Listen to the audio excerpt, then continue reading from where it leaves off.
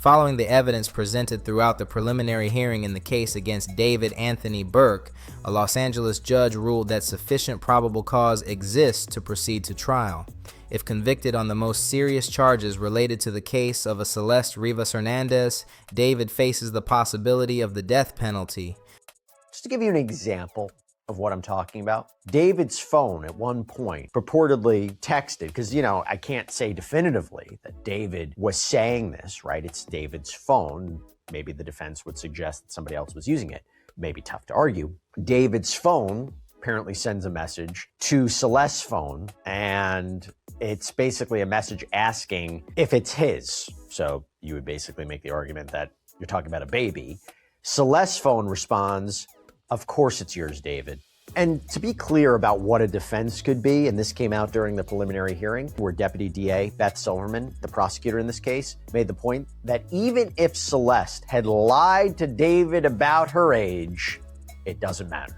It doesn't absolve him of criminal liability. Prosecutors presented detailed testimony and evidence across 5 days, including private text messages between David and Celeste, records of purchases allegedly made to conceal the homicide, and forensic findings from the Tesla and the Hollywood Hills garage. Detective Farrell confirms that there was no surveillance video of Celeste or David at the residence that night. There was no presentation of witnesses seeing Celeste enter that home on Doheny Place. And while the prosecution asserts that David arranged for an Uber to pick Celeste up that night to take her to his place, and reportedly there was a text conversation about that, including texts about the address, the Uber's arrival, the gate door being unlocked, apparently the Uber driver could not definitively say that he dropped Celeste off at this house. Detective Farrell testified that nobody saw Celeste get out of the Uber that night. No one testified, as of yet, that they saw or watched Celeste. There were no witnesses called regarding that specific 20-minute or so period of time, that window at night when prosecutors believe Celeste was murdered after allegedly arriving at David's place. And yet, even with everything the preliminary hearing revealed, significant questions remain. New details have continued to emerge since the hearing concluded. This breakdown covers what those questions are, how the defense is likely to approach them at trial, who else may be called as witnesses, and what has emerged publicly about David's wider social circle. Now, what could the prosecution do? They could couple the text message exchange between Celeste and David with location data on the phone, potentially map it to the purchase of items from David afterwards, or allegedly from David afterwards, and use the allegation that there is no more activity from Celeste's phone to put out a timeline of when she allegedly arrived and when she was allegedly. That's how they even get to that 20-minute window. And yes, cases can be brought and won on circumstantial evidence alone. You and I both know that. You don't always need direct evidence like surveillance footage or an eyewitness, but we're talking potential gaps here. And that brings us to another important point. Assuming she goes into the house, what happened? How do you know it was first-degree murder?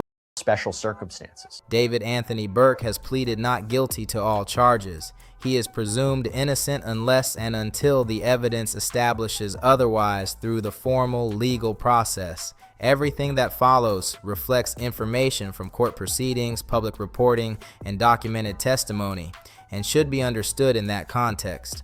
Let us start with the defense's challenge, because understanding what they are working with is essential to understanding what the trial will actually look like. Neither Detective Farrell nor the deputy medical examiner could precisely say what happened. And that is complicated by the fact that no murder weapon was ever recovered. And to give you an idea of what I mean, you go to the cross-examination of Dr. Grant Ho, this deputy medical examiner that I mentioned. This is when the defense was questioning him, because the defense asked if advanced decomposition, which we have in this case, can affect the accuracy of drug results in toxicology testing. The witness says potentially. The defense asked if it's helpful to know whether a person has a mental health history, whether they're a habitual drug user while preparing an autopsy report. The witness says potentially. David's defense team does not need to prove that he did not unalive Celeste Rivas Hernandez. They need to show a jury that the evidence presented by the prosecution is not sufficient to conclude beyond a reasonable doubt that he did. Dr. Ho didn't apparently speak with relatives about these characteristics or potential characteristics. And the defense, as far as we could see, seemed to insinuate on cross-examination, is it possible that Celeste may have herself, that she may have done something to herself?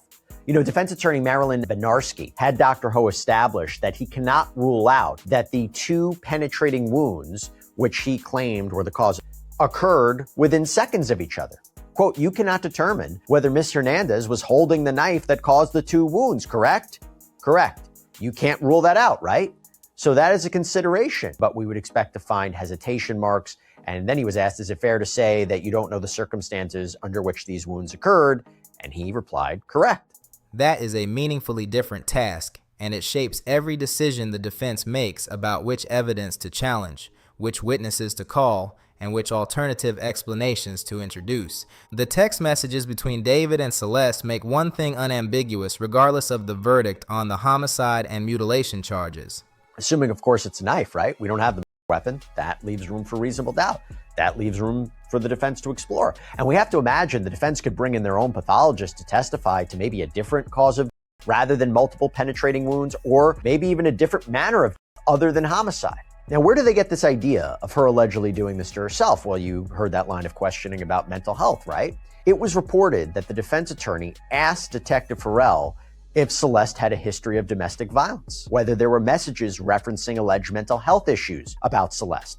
And while the judge wouldn't permit the presentation of that evidence at this stage of the proceedings, it is possible that could come out at a trial. The evidence shows that David had an inappropriate and alleged relationship with a minor. That is established through the messages themselves, a multi-year record of communications stretching back to when Celeste was minor, including explicit discussions of a pregnancy and abortion she experienced, and ongoing contact documented through late 2024 and into 2025. The defense cannot undo that record and has not attempted to. What the defense can contest and what will determine the verdict on the homicide charge is whether prosecutors can prove beyond a reasonable doubt that David unalived Celeste on April 23, 2025. With the text messages, or the apparent text messages from April 22nd to the 23rd, 2025, again, this is the time period that we're talking about, the key moment when Celeste was allegedly killed. These were highlighted by the defense on cross-examination of Farrell. They arguably show that Celeste was demanding to see David before he traveled abroad, that she begged to see him in person, that he tells her no. This would defeat the narrative that he allegedly lured her to the property to kill her. And then Detective Farrell seemed to confirm that David says, okay, agrees to see Celeste on April 23rd, 2025.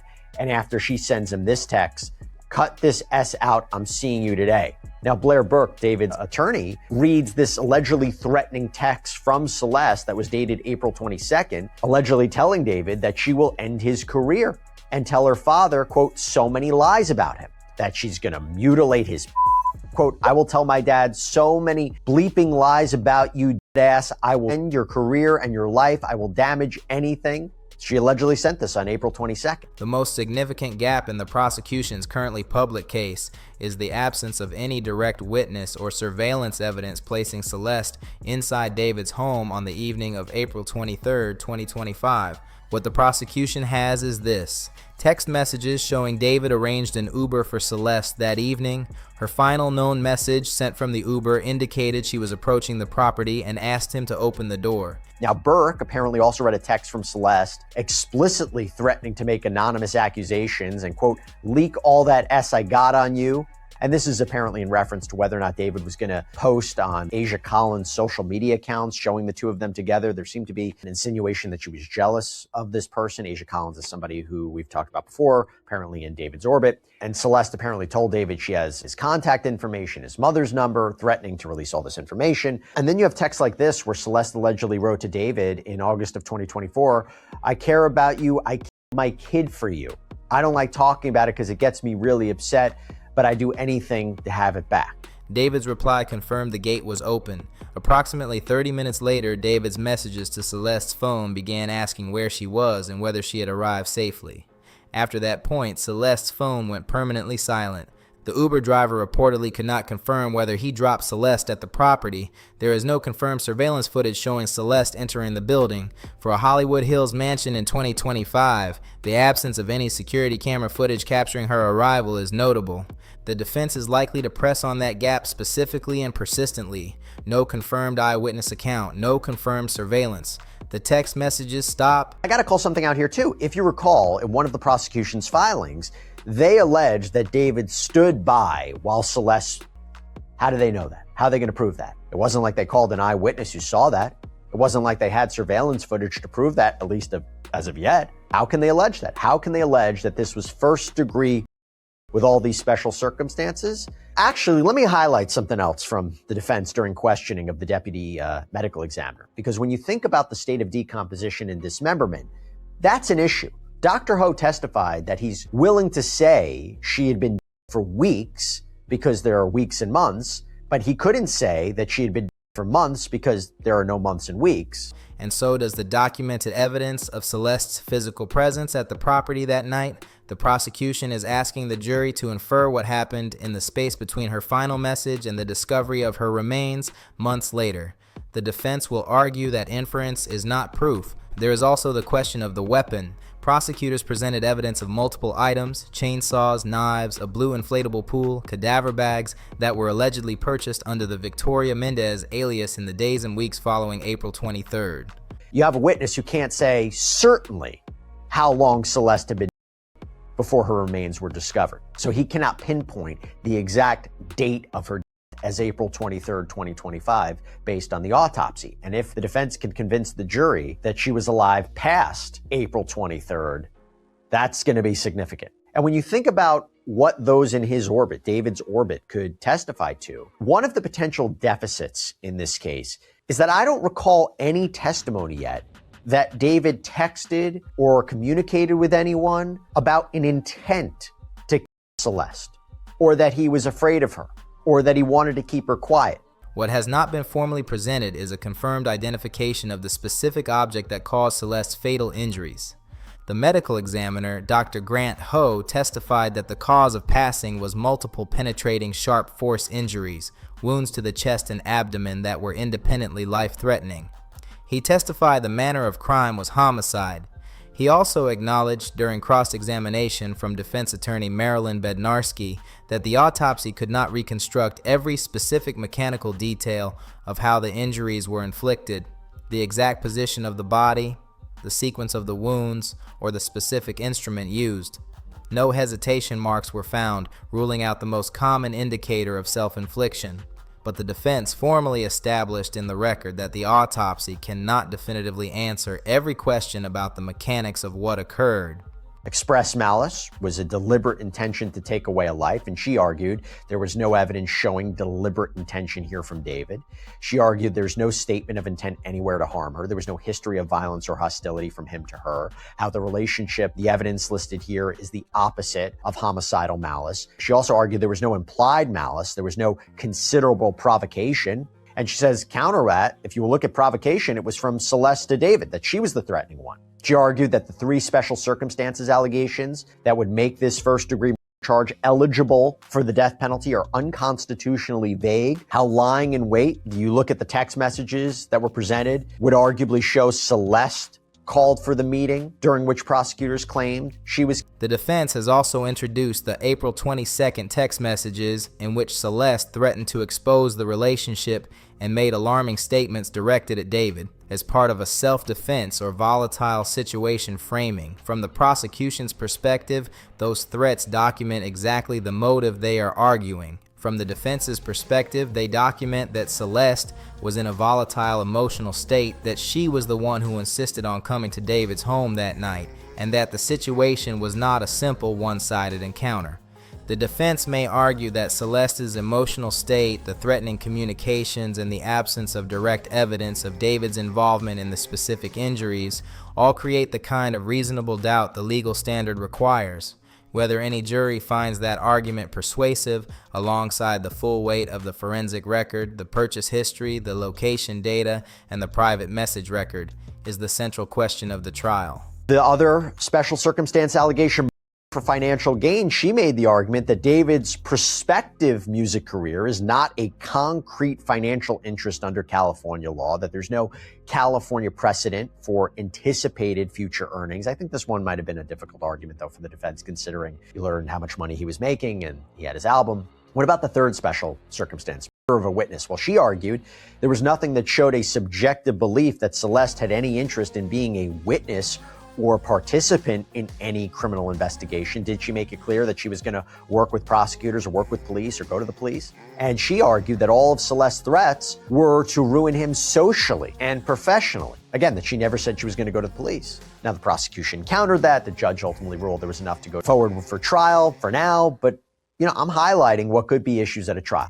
Patrick Steinfeld, the attorney representing Celeste Rivas Hernandez's family in a civil matter separate from the criminal case, has publicly stated his strong opposition to any attempt by the defense to place responsibility on Celeste.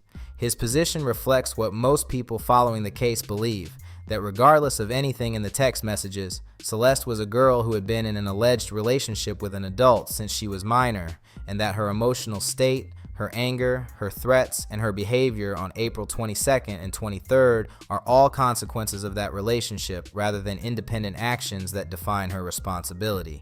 That legal and moral point is important to keep clearly in view. The defense's arguments about Celeste's emotional state and threatening messages may be standard criminal defense tactics, but they do not change what the documented record shows about who she was, how old she was, and what she was navigating. Do you think the family is as quiet as they are because they knew who David was and they knew who she was going to, and you don't really see too much of an intervention between them? I mean, yes. I have proof that family members have been to that rental house before. I've been with David and Celeste. Wait, her family has been to his house? Family members. The question of what people around David and Celeste knew has become one of the most significant threads in the public discussion of this case. The defense has noted that Celeste's family was aware of some connection between Celeste and David during 2024. Her parents signed a notarized travel consent form allowing her to travel to London with David in 2024. David reportedly attended church with Celeste's family on multiple occasions. Some family members were present during or aware of trips David and Celeste took together.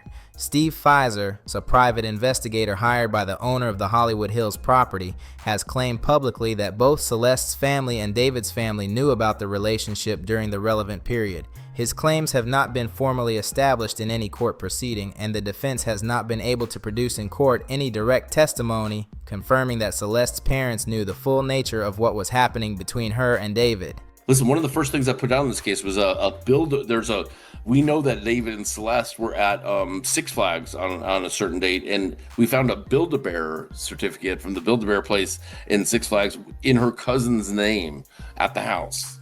So it's like, wait a minute, so she wasn't really missing. You want to know, in my opinion, what the missing persons report was about? It was to cover their so CPS didn't come in and say, hey, she's not going to school. What's up? If she's a missing person, you say she's not going to the school because she's a missing person. Then you don't have CPS in your life at that moment. What the defense's own cross-examination of investigators confirmed is this: Celeste's parents were unquestionably aware that she was repeatedly running away from home.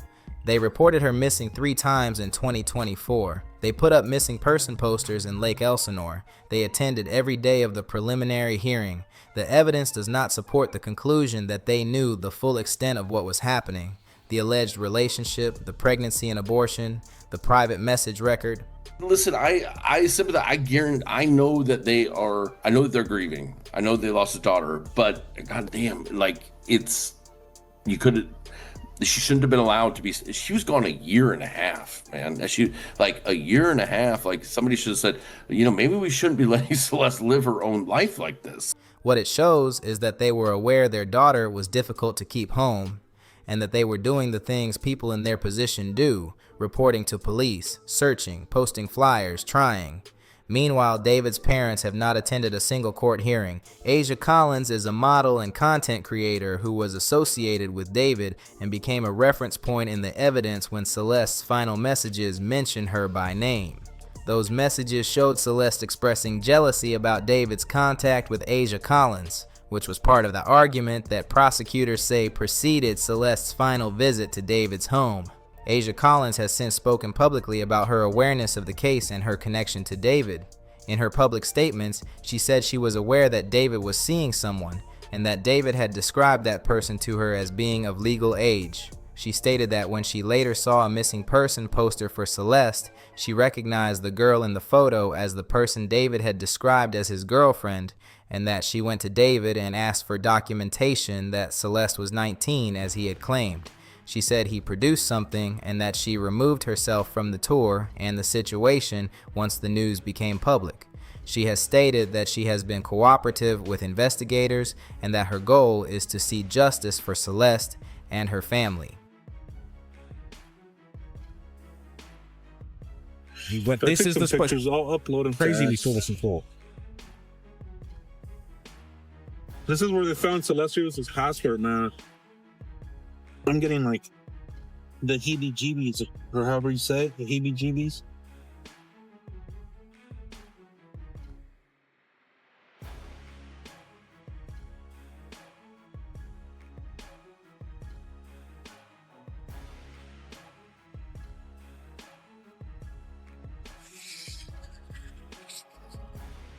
Yeah, this is the exact passport spot. Well, it's like right up here. I'm gonna show you guys. The public statements from Asia Collins raise a specific and unresolved question. If she received documentation from David that appeared to show Celeste was 19 years old, what was that documentation and when was it produced? Prior testimony and the private message record established that David knew at least by February 2024, when deputies informed him directly, that Celeste was underage. Don't touch anything, call it in. Yeah, it's right there, look, right there. So let me see if I can, just want to be very careful. This right here. Crazy. It's exactly what we saw in court. I don't know, how can you search this whole area? I mean, there's a path right there. There's a path right there. I should wear my vest. There's a path right here, which is interesting. There's a path going down. And then this is where they found right there. One of the exhibits they had, this is where it is right here. Look, this is an exhibit photo that was shown in court that said that the passport card was found here, and the officer's pointing like this. This is exactly how it looks, like that, something like that. If he subsequently provided documentation to people around him showing a different age, that could be directly relevant to the prosecution's theory about deliberate concealment and management of what people in his circle knew. Whether Asia Collins will be called to testify at trial, what her account would contain under oath, and how that testimony would interact with the rest of the evidence are all open questions. What is already clear is that her documented awareness of Celeste's existence and her presence in the world around David make her a potentially significant witness. It was also reported that David's former associate, identified publicly as Neon, was arrested for failure to appear when a grand jury was convened on this case in the months before David's arrest in April 2026. That detail is worth noting because it reflects the broader scope of the investigation. Investigators were seeking testimony from people in David's circle well before charges were formally filed. The fact that someone affiliated with David would not cooperate voluntarily to the point of requiring arrest for failure to appear at a grand jury suggests that the investigative net around this case extended well beyond the formal preliminary hearing evidence. I'll go into a little bit about what his life seems to be like. People magazine reported on some of these apparent details of David's life, like how he's in a single jail cell, which you mentioned, constantly monitored, that this is reportedly a place where a source told people the inmates, and you mentioned this too, housed there have mental health needs, that they're kept apart from other inmates. You look at his schedule, so that he's apparently, according to this reporting, housed in Tower 1, Section 142, again, these single cells separated from others, 24-hour monitoring. He can leave his cell for limited periods of movement, but he has to be monitored, usually by a sheriff's sergeant with a body-worn camera. What is that life like? What is that experience like? Like, what does his day-to-day look like? Rolling Stone published an investigation into the broader pattern of David's relationships with young women beyond Celeste Rivas Hernandez. The article included an account from a person identified as Jane Doe, who said she was first contacted by David in the summer of 2022, around the time his music career began gaining visibility. According to her account, David was 18 at the time and she was in high school. She described their interactions as generally friendly, with David sometimes presenting as caring and attentive, but at times stern or unnerving. I mean, when he's not going to court, or let's just say if he's going for a hearing, they'll wake him up about 4 or 5 a.m., get him a cold, continental type breakfast, get him taken down to the booking area to where they're going to transport him over to the courthouse.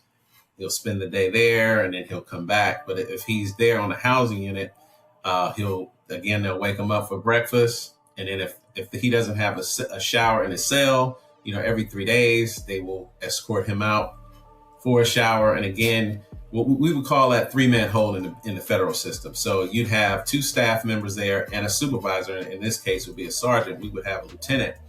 And then we would escort this high profile person out, whether it's high profile based on their celebrity, their crime, or if they're, may cause physical harm to the staff.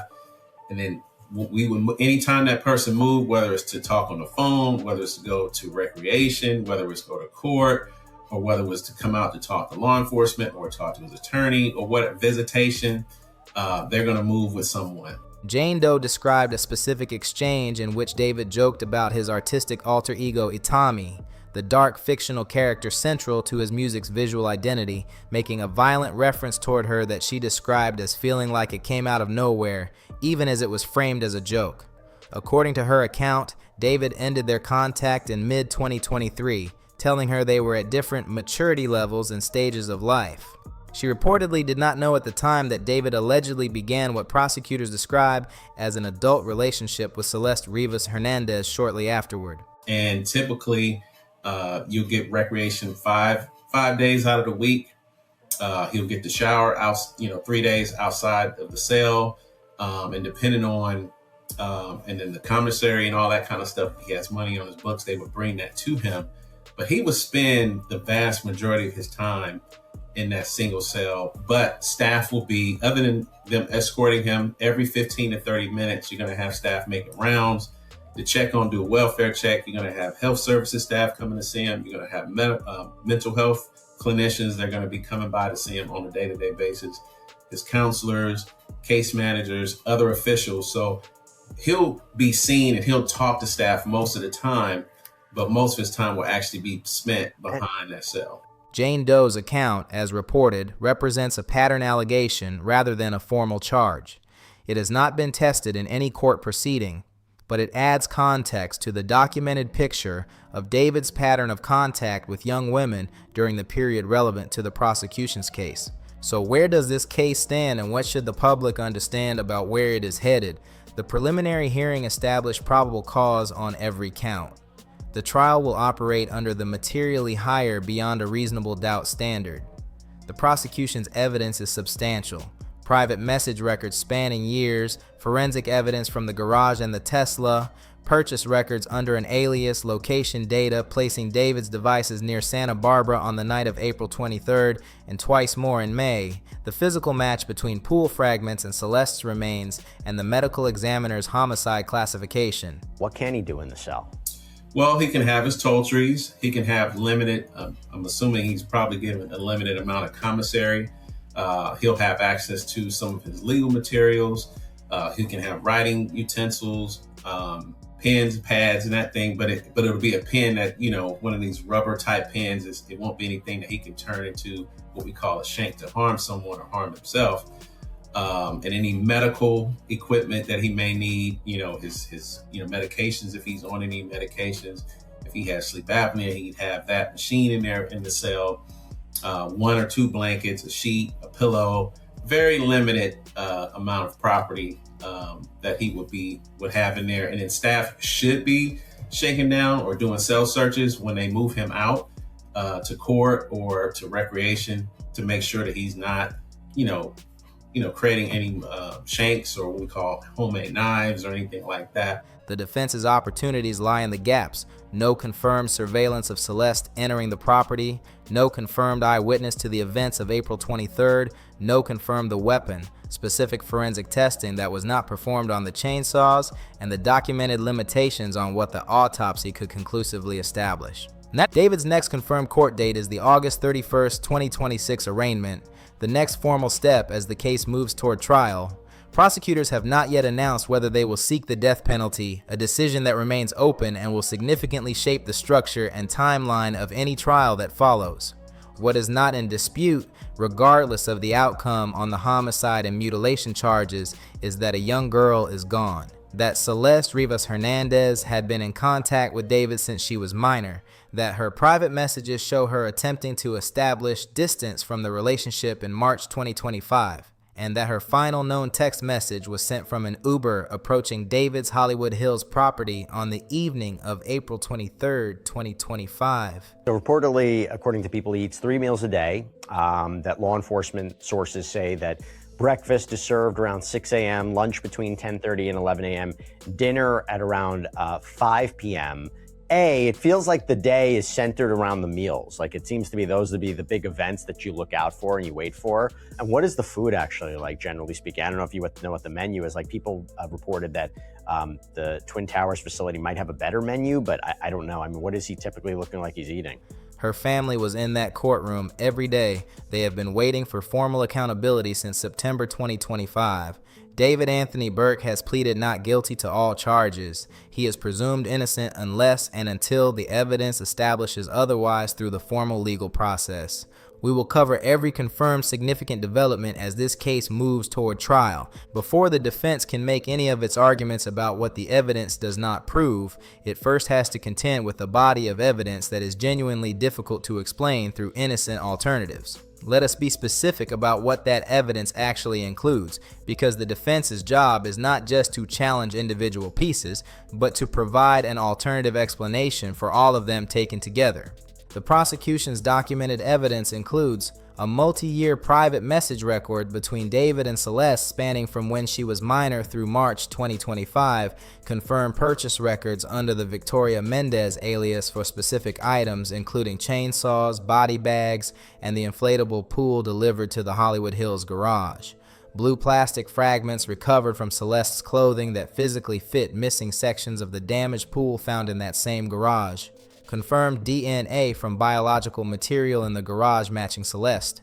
Tesla location data and cell phone data placing David's devices traveling towards Santa Barbara County on the night of April 23rd, 2025 and twice more in May.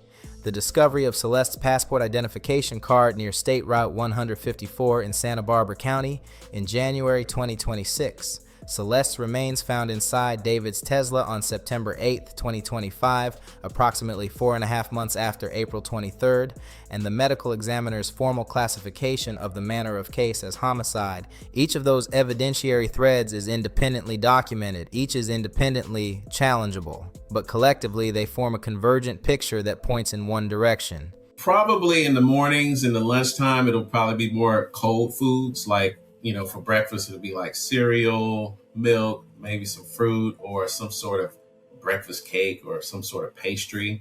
And then lunchtime, again, probably some cold cuts. Now, I don't know what type of diet he's on. Some people, inmates come in with religious diets or, they don't want to eat flesh and that kind of thing. So let's say if he doesn't eat flesh, they'll probably give him a peanut butter sandwich or some crackers or something like that, or a sandwich if he does eat flesh. And then your dinner meal is probably going to be your one warm meal for the day. And I can tell you, most jails and have standards through the American Corrections Association. So they'll typically have, like a hamburger day, chicken day, fish, spaghetti, school pizza, like I was served, in public schools in California, so there's little square little pizzas that they would give out. The defense's challenge at trial is not just to undermine any single thread, it is to provide the jury with an alternative account that is consistent with all of those threads simultaneously. That is a substantially harder task. The defense's strategy, as it has taken shape across the preliminary hearing, is not to provide a coherent alternative account of what happened. It is to identify specific evidentiary gaps, specific forensic limitations, and specific investigative choices that were not made, and to argue that the accumulation of those gaps is sufficient to establish reasonable doubt. That is a legally legitimate strategy. Whether it succeeds before a jury is the question the trial will answer. The physical and forensic evidence presented at the preliminary hearing also established several specific connections that go beyond circumstantial association. The pool fragment evidence is the most direct. Blue plastic fragments submitted by the Los Angeles County Medical Examiner's Office were physically matched to missing sections of the damaged inflatable pool found in the Hollywood Hills garage. That is not a characterization-based comparison or a statistical inference. It is a physical fit between two objects, fragments from the medical examiner's examination of Celeste's remains, and the specific gaps in a pool found at the alleged crime scene. The forensic blood evidence in the garage, while presented as presumptive at some stages, also included confirmed DNA matches that connected biological material recovered from the garage to Celeste. The confirmed match, not just the presumptive blue star reactions, is the most evidentiary significant piece of the garage findings. And the Tesla itself, Celeste's DNA was found on Tesla-related items inside the garage.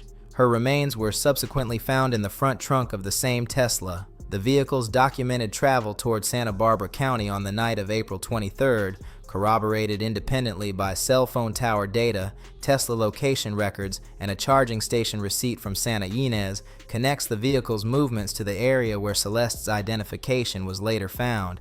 None of those connections requires inference alone. They are physically documented, independently corroborated, and collectively they form a picture the defense will need to address in full at trial rather than piece by piece. So it would be something sort of that nature, and it will be balanced to make sure that, he's getting a healthy diet.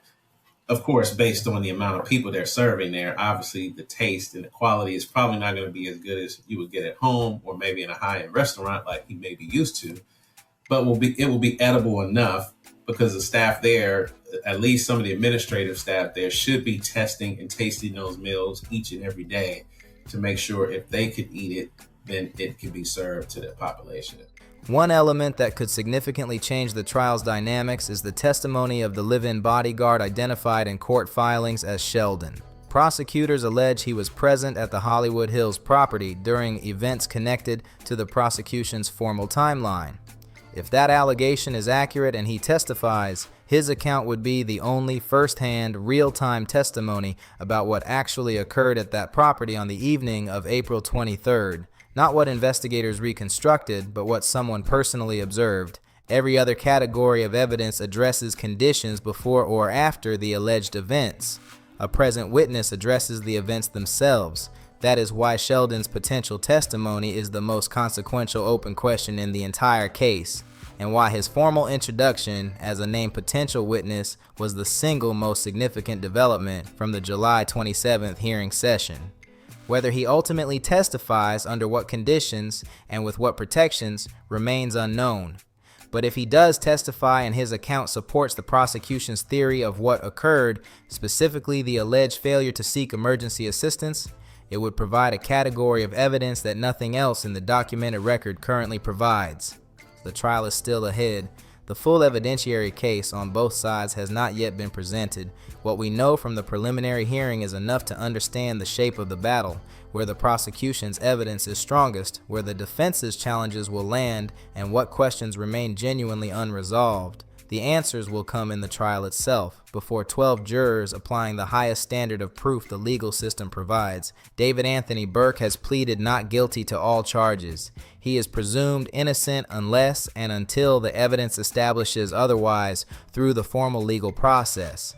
Every confirmed significant development as this case continues will be covered here. Subscribe and turn on notifications so you stay updated. SpillHop. We do not just report the story, we slow it all the way down, go deeper than the headlines, and make sure you actually walk away understanding what is really happening and why it matters. One additional thread worth naming, the question of what David's professional circle did in the aftermath of the discovery of Celeste's remains.